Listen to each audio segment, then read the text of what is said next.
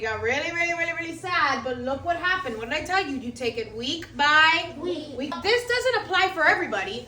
My team, I'm trying to take it week by week, but I'm not going anywhere, right? That journey for Mateo might not apply for everybody. However, Alessandra, you can't hang your head low, because if one game did this, imagine what another game would do, right? Your team right now is focused on just one step at a time, 1 week at a time. The Bears beat the Vikings, they're 7-3.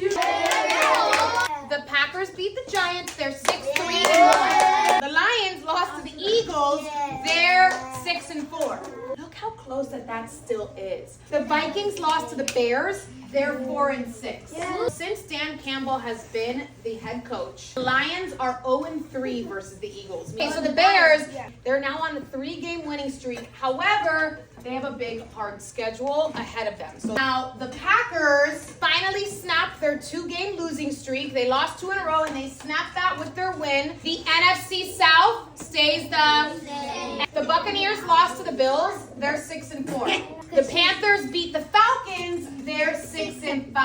The Falcons lost to the Panthers. They're 3-7. And the Saints had a bye at 2-8. The Buccaneers are currently on a 2-game losing streak. And now their next game that they play is versus the Rams. And they're a tough team. The Panthers, they forced overtime. They won by a field goal. The Falcons are on a 5-game losing streak. J.J. McCarthy, your quarterback, had probably one of the worst 3 quarters of his season. Why Kevin O'Connell didn't take J.J. McCarthy out.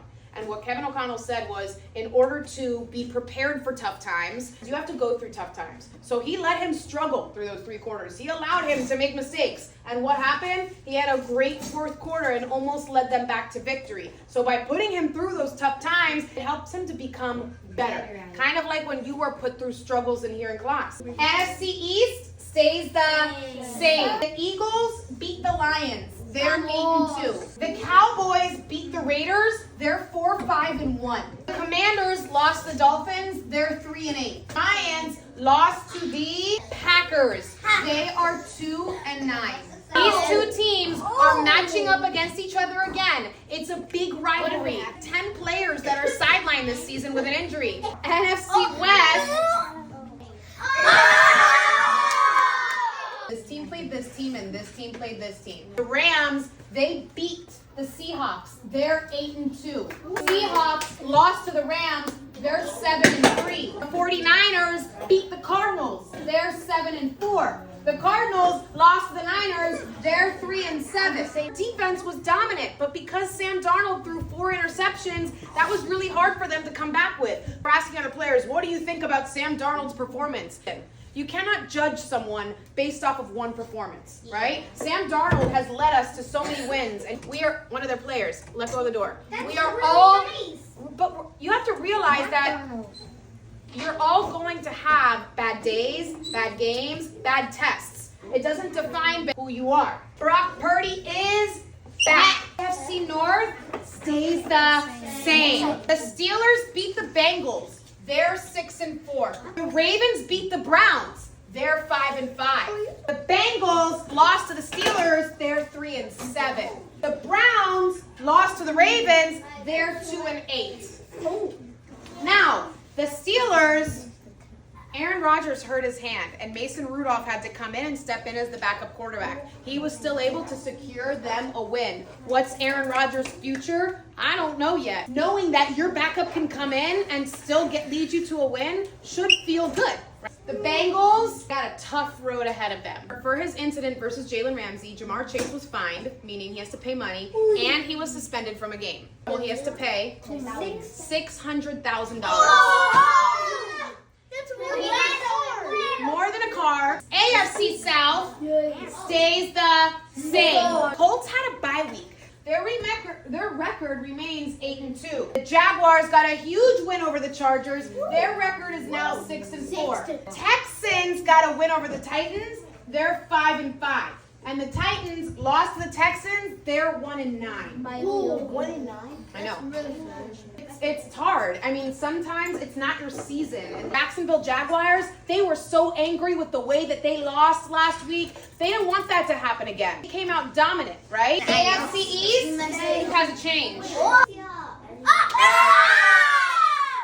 In my heart for number one. Okay, Patriots beat the Jets.